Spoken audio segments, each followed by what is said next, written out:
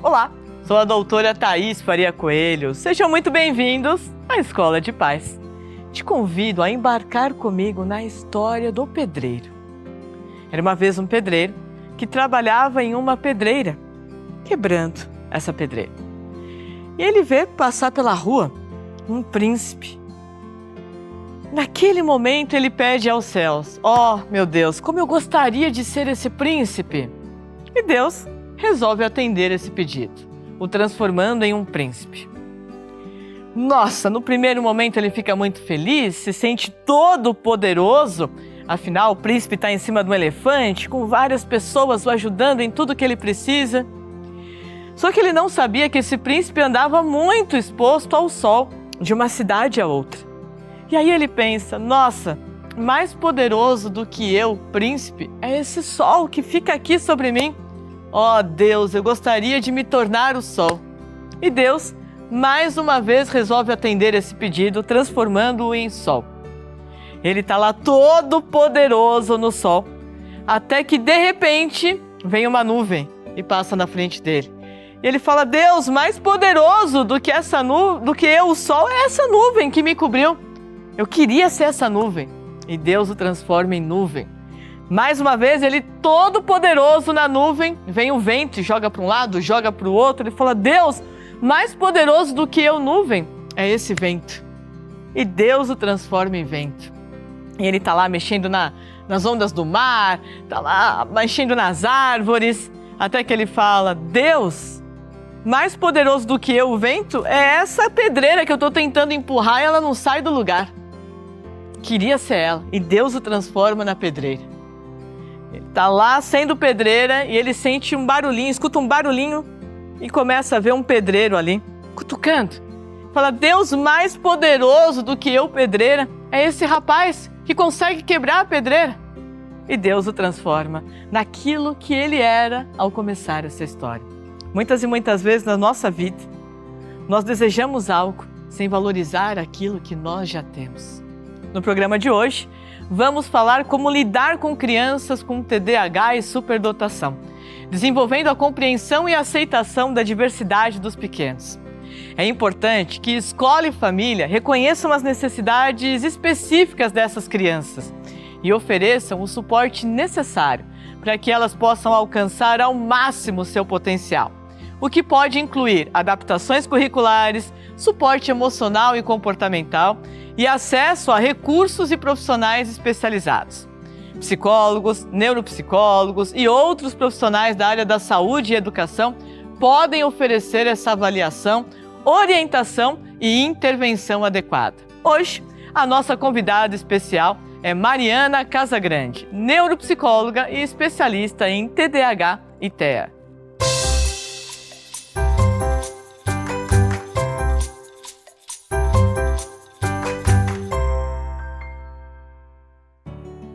Mariana Casagrande, seja muito bem-vinda aqui no nosso programa. Que honra ter você aqui com a gente. Imagina, viu? É um grande prazer para mim poder estar aqui conversando um pouquinho com você. Imagina, sinta-se em casa. Obrigada. Viu? Mari, eu já vou começar Vamos lá. ali. Queria te perguntar quais são as principais características do TDAH. Sim, vamos lá. Thaís, é assim, o TDAH, ele é um transtorno neurobiológico do desenvolvimento infantil. É o transtorno de maior incidência em sala de aula, maior número de diagnósticos hoje.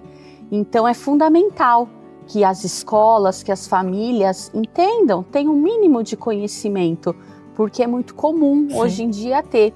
Houve um aumento muito grande, né, nos diagnósticos, então sempre as pessoas que estão nos ouvindo devem ter alguém na família, um vizinho, um amigo. Toda certeza. Então, se você tem alguém na família, ó, bora já anotar todas as dicas que a gente vai entregar aqui para você. O TDAH, transtorno de déficit de atenção e hiperatividade. TDAH é a sigla, tá? Ele pode ser do tipo desatento. Desatento é aquela criança que fica mais tempo fora, né, do contexto daquilo que está ouvindo. O que antigamente dizia é o que viaja, né? Viaja. Passa um mosquitinho, perde o foco ali. E existe o tipo desatento, existe o tipo hiperativo, que pode ter hiperatividade física, inquietude física, motora, e a hiperatividade mental, tá? Que é aquela criança que às vezes está assim, que nem você, sentadinha, quietinha, mas é só um corpo bonitinho sentado. A mente tá ligada em tudo ao mesmo tempo. Sim. O terceiro tipo é o tipo impulsivo. O impulsivo é aquela pessoa que não tem um filtro. A gente fala não tem controle inibitório, não tem o filtro do bom senso. Sim. Então, é impulsivo para falar, para responder, para agir, e também pode ser impulsivo fisicamente, Certo. de empurrar, bater sem perceber. E tem aquele que é o máximo, que chama tipo combinado. Combinado é o combo.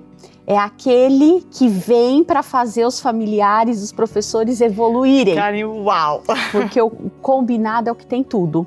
Tem desatenção, tem hiperatividade, tem impulsividade, tem todas as características junto na mesma criança. Então isso chama TDAH do tipo combinado, tá? Certo. E independente do tipo, o nome do transtorno é TDAH. Então é TDAH tipo e qual área que está afetando. Perfeito. Tá? O que muda de uma criança desatenta para uma criança com o TDAH do tipo desatento é a intensidade e a frequência. Perfeito. Tá? Hoje em dia, se você pegar, por exemplo, as mães que estão nos ouvindo, grupo de conversa no celular com as mães e perguntar, seu filho é desatento? Todo mundo vai falar Sim. que é.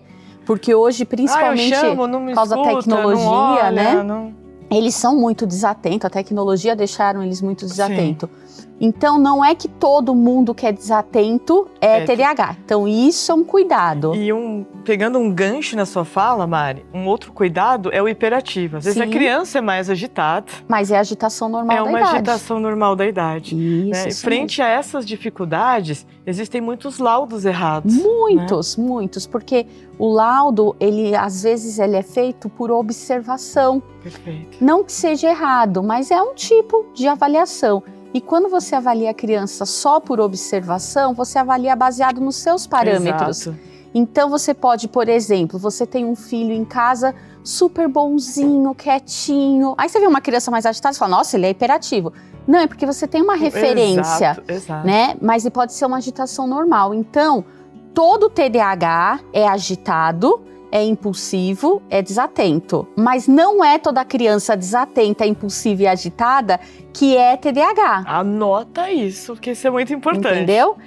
Quem vai fazer essa distinção? A equipe multidisciplinar clínica. Isso não é competência nem da escola e nem da família. Sim. É competência da escola e da família identificar. Pode ter algo mais intenso do que o normal. Sim. Vamos pedir a opinião dos especialistas. Sim. Mas quem avalia para dizer se está dentro do normal ou não é uma equipe multidisciplinar. Isso é muito importante, porque essa avaliação vai levar em consideração N fatores. Uhum. Porque às vezes a criança está passando por uma fase, às vezes os pais estão se separando, Isso às mesmo. vezes está nascendo um irmãozinho, às vezes perdeu o avô, a avó, um tio muito próximo, e vai fazer com que o comportamento desregule. Né? Então, um profissional vai saber identificar e te falar, é apenas uma fase, ou isso é normal, é do comportamento dele ser mais agitado ao falar, ou não, isso realmente é um TDAH. Isso mesmo. Mari, e superdotação? Ai, vamos lá, que isso é algo que o mundo precisa ouvir de superdotação, Thaís, porque é uma área da inclusão ainda pouco estudada, Sim. pouco explicada, então nós ainda temos muita dificuldade para lidar com os casos de superdotação. TDAH, transtorno de espectro autista, dislexia, está um pouco mais comum dentro da nossa realidade. Agora, a superdotação, não. O que é superdotação? É a pessoa que tem uma condição cognitiva elevada, ou seja, ela tem uma facilidade cognitiva em alguma área. Isso é um ponto importante. Perfeito. Em alguma área, ou em 2, 3 áreas, dependendo do grau da superdotação. Mari, essa sua fala ela é tão importante, porque às vezes as pessoas falam assim, nossa, é um verdadeiro gênio, né? Na área de matemática.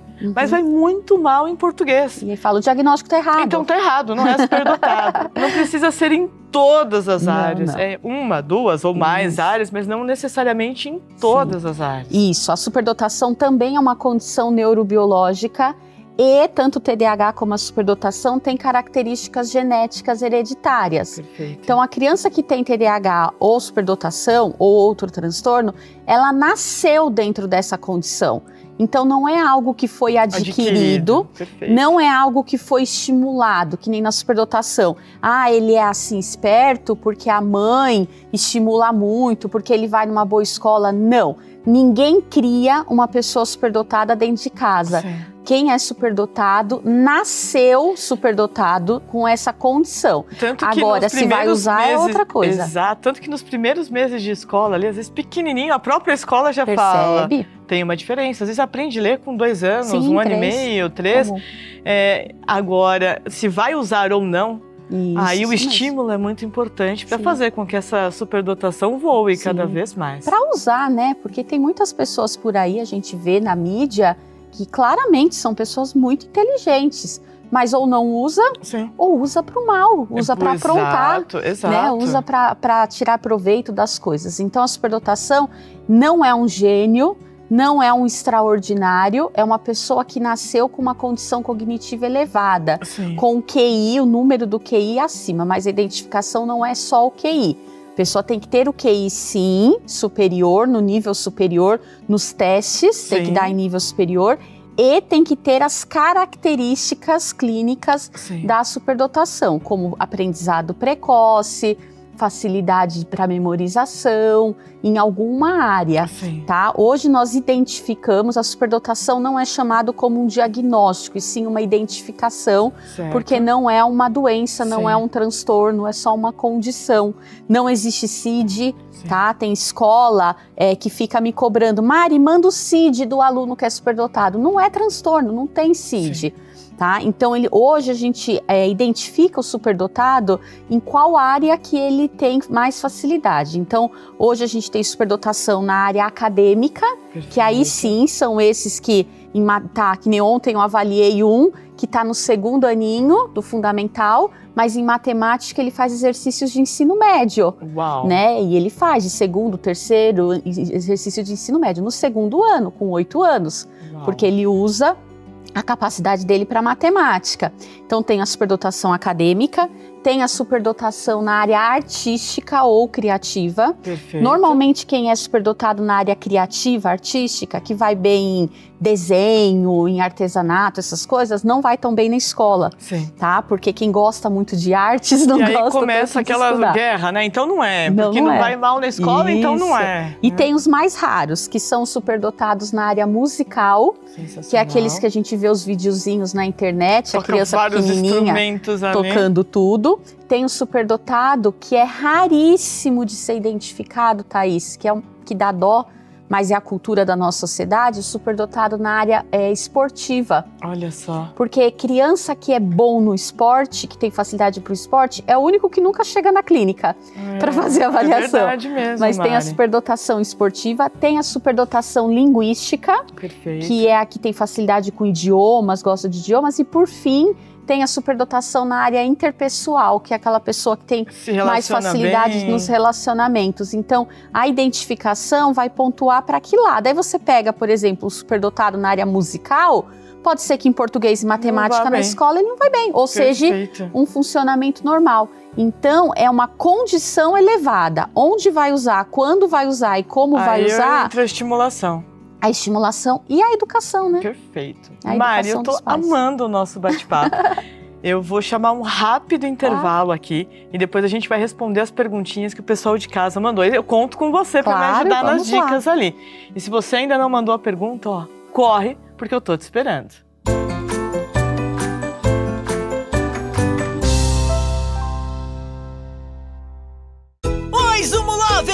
É sempre um prazer ter vocês com a gente. Tanta emoção que haja coração. Temos muito orgulho de sermos o único canal infantil com uma faixa super especial com desenhos inclusivos.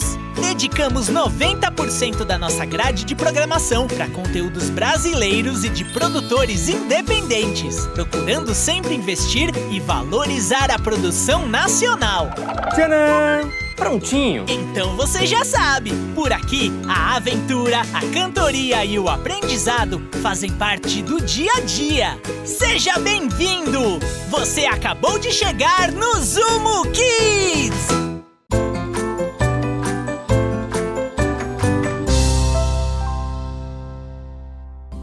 Olá, sou o professor Juca Faria e hoje vou falar sobre o marimbondo e também sobre o furo no barco.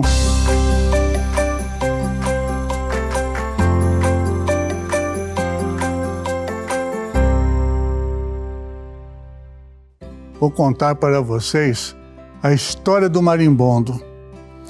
Meu pai tinha cavalos estabulados e os cavalos precisavam de exercício, porque estava só preso na cocheira.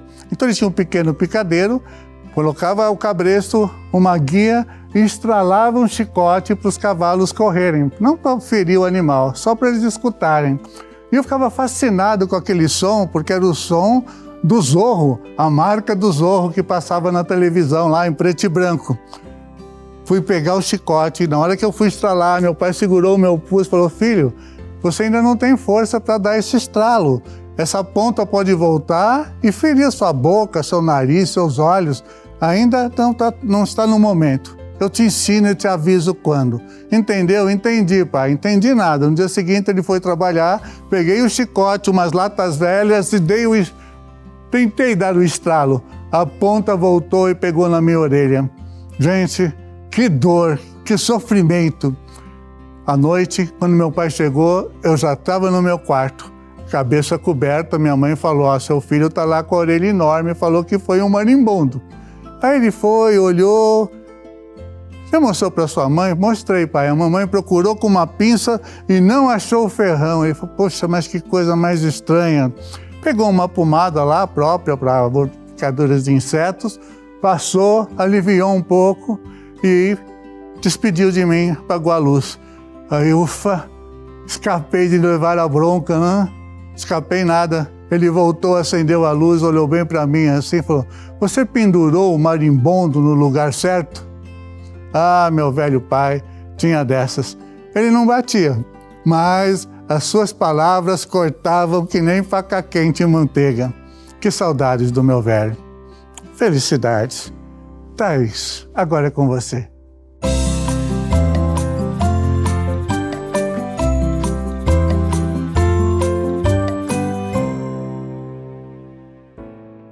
Pai, essa é uma das minhas histórias favoritas.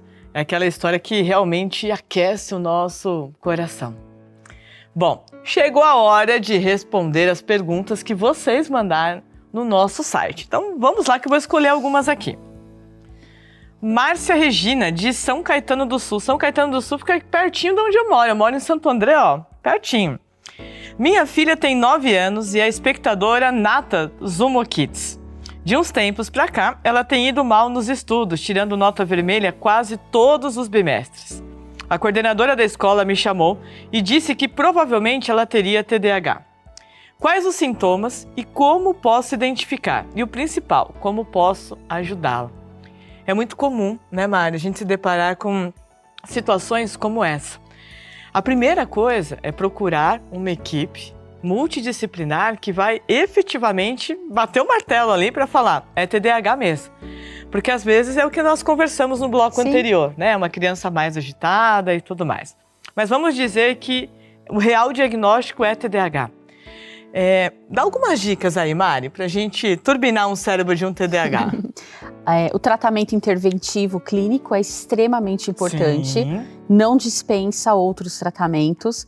Existe também o tratamento, em alguns casos, medicamentoso. Sim. Quem decide se é um caso medicamentoso ou não é o médico responsável pela criança. Perfeito. Existem as intervenções escolares e a escola ajudar essa criança com TDAH não é favor, é obrigação. Exato. Existe legislação no Brasil para isso. Com certeza. Tá? E dentro de casa, a família tem que ajudar no controle mental e na organização, que se chama funções executivas. Então, a família tem que ajudar essa criança a se organizar nas suas tarefas. Mochila, fazer aquelas tabelinhas de rotina. É muito importante. Né, fazer a tabelinha das tarefas. Então, as famílias falam, mas já tem idade para ter autonomia. Quem tem TDAH, a autonomia tem que ser treinada e não imposta. E por isso que a rotina é muito importante para organizar. Atividades envolvendo o ritmo também ajudam muito. Muito. Pular corda, trava-línguas, são atividades que fazem com que o cérebro de um TDAH consiga se organizar da melhor forma possível. Atividade física. Exato. No TDAH, onde tem as regras da atividade física. Eu lembro que eu tenho TDAH. Eu lembro que a minha mãe me colocou no esporte. E eu sempre gostei mais das áreas de luta e ela me pôs no taekwondo. E foi uma das ferramentas que me ajudou muito a controlar o TDAH. Não podia chutar a qualquer hora, não podia... Tinha as regras e isso fez uma autorregulação muito importante no meu cérebro. E é uma disciplina que o esporte traz para o TDAH que nenhum tratamento traz com uma intensidade tão grande. Então, o amparo deve ser terapêutico, se necessário medicamentoso, escolar e familiar. Perfeito. Anelise Machado Bartolomeu, de Passo Fundo. Como saber se uma criança é superdotada no espectro do autismo? Olha lá, Mari. É assim, Thaís. Espectro autista é uma coisa, superdotação é outra. Dentro do espectro autista, todas as crianças que estão dentro do espectro autista devem ser avaliadas no seu nível cognitivo. Por quê? Porque o autismo é o único diagnóstico que existe que vai de uma ponta a outra na tabela. Perfeito. Então, isso é muito importante, viu? E sem saber o nível cognitivo, você fala, ele é autista, tá, mas ele é um autista com um QI mediano, que é um autista funcional, ele é um autista com rebaixamento cognitivo, com deficiência intelectual, ou ele é um autista com a inteligência superior, que aí entra na superdotação. Então, o diagnóstico de autismo é uma coisa, identificação de superdotação é outra. Porém, tem casos que faz o quê? Juntinho ali, ó. Junta, porque tem família que tem que evoluir ou tem que evoluir. Então já manda, e às vezes vem até um TDAH lisinho junto para fazer a festa em casa. Então, é uma identificação clínica. Hoje, o termo correto para o pessoal que está nos ouvindo e quer pesquisar, ler sobre isso, se chama dupla excepcionalidade, tá? Que é o espectro autista junto com a condição da superdotação. Próxima pergunta, do Edilson Pereira da Cunha, de Praia Grande, São Paulo. Boa tarde, doutora Thaís. Gostaria de saber como ajudar meu filho autista. Ele é adolescente e há 3 anos começou a andar com a cabeça baixa e ao caminhar, para e fecha os olhos caminhando. Já fizemos exames de vista e ele enxerga tudo. Outra pergunta, como ajudá-lo a falar? Ele entende um pouco, mas não tem a comunicação básica. Obrigada desde já, espero sua ajuda, que vai ser muito importante. Bora lá. Essa questão do andar, olhando para baixo e tudo mais, pode ser uma estereotipia, que é comum no espectro autista, que são movimentos involuntários. E eles trocam durante a vida as estereotipias. A estereotipia, ela deve ser tratada por uma equipe multidisciplinar, mas principalmente por uma terapeuta ocupacional. Essa andar olhando para baixo, às vezes movimentos repetitivos no zíper de uma blusa, por exemplo, ou com a mão mesmo. Isso chama flipping, né? O balançar as mãos. Isso tudo é estereotipia. O que é importante como pais, tá? Porque quem vai tratar é uma profissional, uma terapeuta ocupacional, os pais. Não brigar com a criança, não ficar dando bronca, tipo, para com isso. Não ficar castigando. Até mesmo porque... Não prometer prêmio. Se você não fizer isso, eu te dou o que eu quero, porque é involuntário. Esse tipo de movimento é involuntário e ajuda o cérebro deles a se reorganizarem. Então, quando eles estão mais ansiosos ou frente a alguma situação, ele vai fazer mais. E ele vai parar.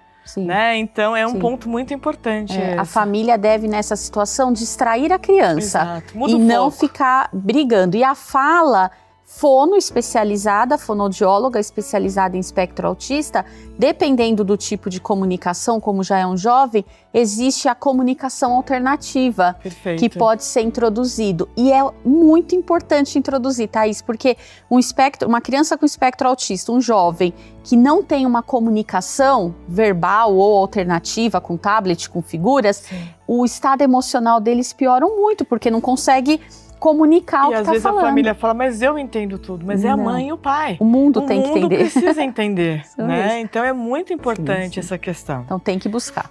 Letícia, de Nova Iguaçu, Rio de Janeiro. Oh, delícia. Opa, com quantos anos podemos diagnosticar o autismo? Oh, que delícia. Vamos lá. O diagnóstico de transtorno de espectro autista, ele é feito pela equipe multidisciplinar, como você falou, mas ele precisa da avaliação médica, Sim. que é com neuropediatra ou com psiquiatra infantil. Perfeito. Quando as características são muito evidentes, hoje a gente já recebe na clínica criança de 10 meses, um ano, com um laudo. Na minha equipe, a criança mais nova que eu tenho laudada tem 10 meses. Um ano e meio começa a ter mais. Quanto antes, melhor. Isso. Né? E nada de esperar, tá? Exato. Aquilo que a sociedade fala de que é tudo no tempo dele. Não. Tem os marcos do desenvolvimento e um bom pediatra vai poder dizer para a mãe isso está atrasado, vai buscar ajuda. Quanto antes a intervenção precoce, o diagnóstico precoce salva a vida dessa criança. Com toda certeza. Olha, tem mais algumas perguntinhas que não vai dar tempo da gente responder aqui, mas eu prometo que eu vou nas nossas redes sociais e vou responder para vocês. Combinado? Mário, eu queria te agradecer. Uau, delícia. que participação incrível. Obrigada de todo o coração. Eu que agradeço. Que Deus continue te abençoando nessa missão tão linda que você tem, viu? Obrigada de coração. E eu vou pedir para você deixar suas redes sociais aqui pro pessoal. Com todo carinho. O Instagram da clínica é o Clínica Casagrande 2, número 2. E tô lá, todos os dias eu dou uma olhadinha para poder também responder as dúvidas, as orientações. Obrigada, e eu vou adorar. Obrigada pelo convite, poder ajudar os telespectadores do programa, é uma alegria para mim. Obrigada, viu? Querida. E para você, vem comigo que tem o nosso mural de recados.